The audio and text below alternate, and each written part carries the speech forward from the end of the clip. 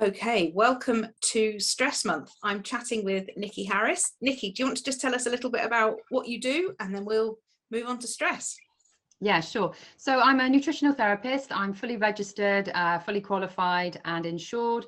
And also I work with women who are in the perimenopause phase of life, also menopause and postmenopause. So it's really that kind of those women that are over 40 plus and who are struggling with the hormones. So it's very much a hormone specialist kind of key area. That is my niche of the clients who I support.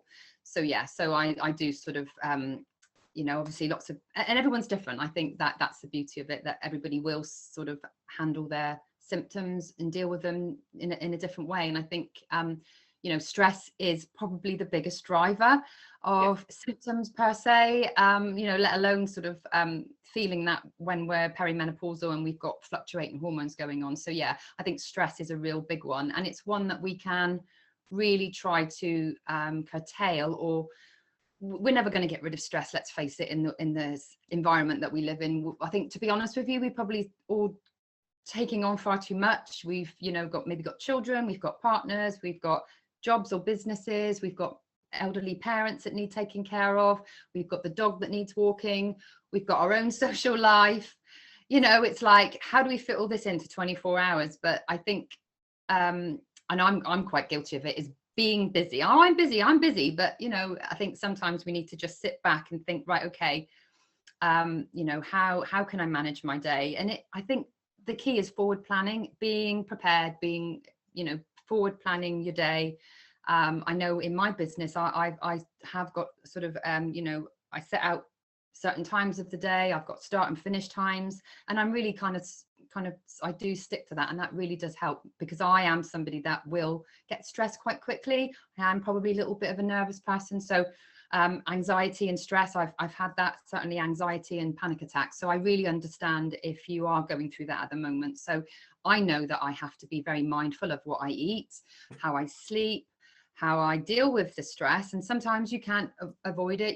We might have something going on in our lives and we just have to deal with it. But I think it's just about trying not to cram too much in that's going to overfill that stress bucket. Yeah, absolutely. I agree. I always kind of break stress down into two different types. So there's the big stress, so moving house or a divorce or all those things where, frankly, it is all consuming. And it's kind of, you've just got to kind of ride it out, haven't you? And it will come to its natural end eventually. And then there's just the everyday stresses, which are the ones that, when the stress bucket you just referred to, it's those everyday ones that just drip feed into there. So let's say somebody's stress bucket, they feel like they're doing okay, and then suddenly they just tip over the edge because something was too much. How would you help a client to just kind of try and avoid that sort of tipping over the edge bit happen, if that makes sense? Yeah, sure. I mean, I had a client yesterday and we very much touched on this. So it was more of the coaching side of things I do, because I do actually coach my clients as well, because it isn't just about food. It is about sort of helping, not telling them what to do, none of this kind of attitude, but really helping them to understand, like I said just a minute ago, the lady I was working with yesterday, she runs her own business and she's got lots of children at very different ages. A husband that's got his business as well. And, she was like, well, I work all week and, I'm rushing around and delivering things to clients. And at the weekend, I'm doing things for clients. And then I'm taking my kids here and my kids there. And I said, what about you? Yeah. Where do you come into this? She was like, oh, right. Yeah. And then she went to bed at a certain time because she doesn't sleep well. And we're working through that at the moment. So she would go to bed at, say, sort of 9 o'clock, and then her kids are coming in, knocking on the door. Mum, look at this. Mum, look at that. And I was like, okay. I said, unless it's a really important issue where one of the children are poorly, then maybe they can go and speak to dad who's downstairs, or, maybe just have a chat with your children and just explain to them, like, mum needs rest. And this is, do it in the way that you feel best to talk to your children, of course. But just letting people know that their boundaries here, like, this is my bedtime. I mean, I don't think there's a person on the planet that would want to be going into bed and someone knocking on the door, look at this, TikTok video, not interested. I'm trying to sleep. I wouldn't hear them anyway because I wear earplugs to bed. So yeah, so it you know, it is about that, and it is about setting those boundaries, and having, maybe having a set time where you start work, and then, allow yourself 30 minutes to leave your desk area or wherever, go downstairs and prepare lunch and sit there and have that time. And also, how many hours do we spend on our iPhone and scrolling? That is a real time zapper. And I think we probably do it, sort of indirectly, but, it is about, in baby steps, looking at how they can maybe, first off as well, what we tell ourselves is what we create. So if we're telling ourselves, oh, but I'm really busy, then we create that. And also sometimes, I was reading a really good book by Gay Hendricks called The Big Leap. He was talking about how when people say that they're busy, they are actually saying they don't want to do it. And I do think there is some truth in that. So I do think it is about, maybe if you do live in a household and you've got a partner, you've got some children, it is about maybe getting them on board. It might be just sitting down as a family and talking, and just say, look, mum's feeling this way. If you really want me to sort of help me to feel better, then I really need some help and support from you. Maybe you could do the dishes one day, maybe you could do the ironing. Can you help me out around the house? Can you just give me some privacy? So people know, because there's no point trying to do something when people don't know what's going on, because, I think when the communication lines are open, then people know this is my time, this is my boundary. And I think that's really key, and I think it does come down to being that little bit more selfish and just putting yourself first, because we're never going to balance any hormones when we're in a state of stress, because we are in that fight or flight. The body's not interested in anything other than running away or fighting for its life. Yeah, absolutely. And I think it's interesting with the sort of setting the boundaries with your family, which a lot of people don't really think they need to do, because I think they assume that the family should get it. And then what that actually ultimately leads to is the stress tipping over into rage, doesn't it? And obviously that's not fun for anybody. And I think so much of stress management is kind of catching it before it gets too bad. Yeah, I know. I mean, as I say, nobody's life's perfect by no stretch of the imagination. And I know that I've got a couple of female family members that will, kind of push my buttons, or try to, or try and make me feel guilty, or, this, that, and the other. So, even it can be people's behaviors it's almost like someone will say, oh, can you pick me up and drop me there? And you'll go like, oh, actually, no, do you know what? I can't at the moment. Oh, well, yeah, you don't do it for me very often. And then it's like that guilt trip. And then you feel obliged. Guilt and obligation are two very sort of dangerous emotions. So, then you think, oh God, I better do it because they're going to see me as a bad person. But actually, no, that doesn't fit your time scale where you are. So sometimes it is about politely having to say, actually, no, I'd really love to help you, but I'm not able to do it right now. Can you ask somebody else? Don't have to be funny, don't have to be snotty with people. And you'll often find that the people that are, you'll find that it'll be the people pleasers that get stressed the most, because they want to be liked.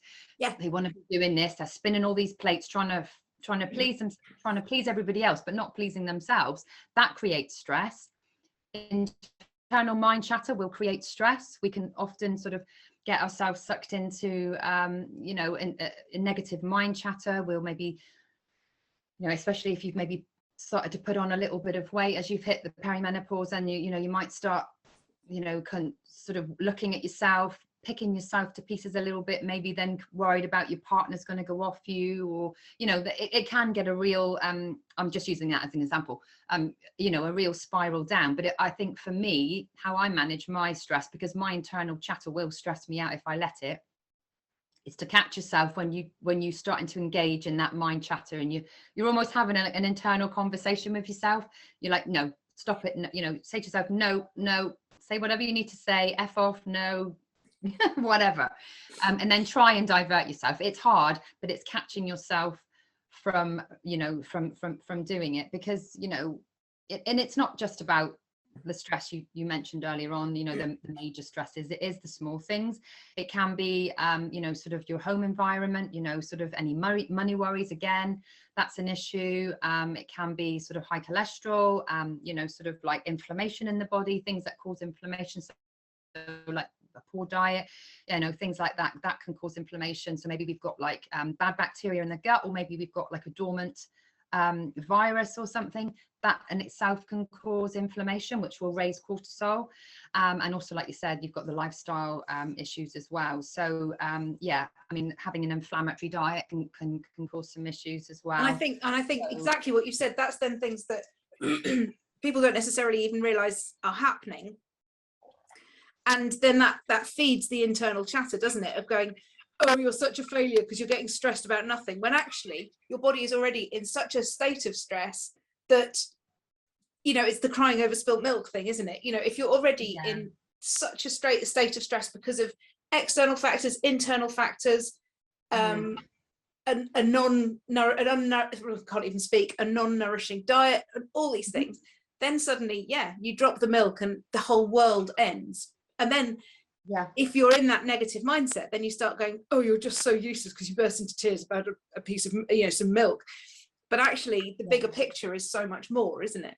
Yeah, absolutely. And I think, you know, a really good indication of maybe when you know your circadian rhythm's out. So this is the cyclical circadian rhythm, where we've got that cortisol, which is the stress hormone, that should be peaking in the morning. If we can see it on a graph, when we look at a stress index, that should be peaking in the morning to get us up and get us out. And then that should taper off throughout the day. And then we should have a rise then in melatonin, which helps us to sleep. So oftentimes you can tell if you are somebody that is stressed, but you might not know it. You might struggle to get out of bed in the morning. You might feel absolutely shattered, but then you might find you've got a second wind around 8-9 o'clock in the night, where you start cleaning the house and hoovering, the duster comes out, the bloody lot. You know, that is a classic symptom of a really skewed circadian rhythm, where we want cortisol to be high in the morning, but we don't want it to be high in the evening, because that's when we need to be sleeping. And I think I mentioned in the introduction video is the Dutch test that we do. It's a dry urine test of comprehensive hormones that also looks at melatonin. And I think a lot of people that struggle with their sleep, maybe that's not the first thing that they think of is low levels of melatonin. Melatonin is a hormone, and it's also very, it's an antioxidant as well, a very powerful antioxidant. So if we're doing shift work, if we're not getting daylight exposure to our eyeballs to daylight, I'm not saying going out and stare at the sun, but, you know, getting that morning exposure to daylight, and then in the evening, making sure that we've got exposure to darkness, so that we're not sat there on our phones till like 11 o'clock and then wonder why the bloody hell we can't sleep, because our brain's stimulated. Our little pineal gland that sits right in the base of our brain doesn't know whether it's daylight or evening, because it's got that light there, and then that will inhibit melatonin being produced, which then impacts on our sleep. So again, lots of different things to look at when it comes to sleep as well. And, you know, if we're chronically stressed, and some people don't know it because they've been like it for so long, it's almost like their default function, is, you know, when you're chronically stressed, you can't switch your head off.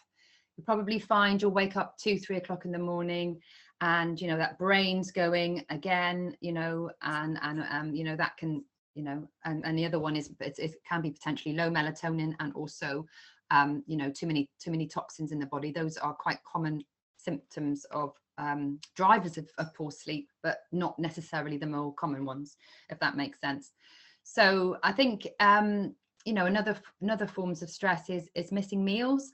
You know, so like another one is like maybe we're too busy, or we just want to sort of like rapidly lose some weight, so we start missing meals. But when we miss meals, our body still needs a constant supply of glucose, and our brain is the biggest organ that needs that glucose. So our body has to raise the cortisol then to release that stored glycogen, and then turn it back into glucose, so we have that constant supply. But for us to do that, it has to raise that cortisol, which is the stress hormone. So then if we're missing meals, we're kind of like, it's almost like counterintuitive, because we can be then, and maybe we're getting through loads of cups of coffee, which again, coffee can raise our cortisol levels.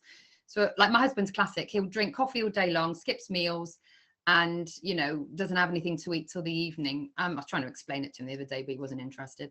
But it does pack on. It's not the only factor, but it's renowned for packing on fat around that midsection, which is where we really do get that fat disposition as we change, and as we have the declining hormones. So that is a driver as well. And also poor carbohydrate choices, a diet that's really high in sugar and refined carbohydrates, again, that's going to stress the body. As I said, caffeine as well. So there's lots of other different reasons for causing stress, not just the stress that we feel when we are stressed, like, oh, there's not enough time, things like that. So yeah, it really does impact. And as I said, those if our body's inflamed in any way, that again can drive it as well. And poor gut health, any inflammation, arthritis, anything with tis on the end, like diverticulitis, colitis, arthritis, that's all they're all those inflammatory conditions that can have an impact and cause stress on the body as well. Awesome. Wow, so much information. Thank you so much, Nikki. That's okay, you're welcome. Lovely to speak to you, Emily. Thank you.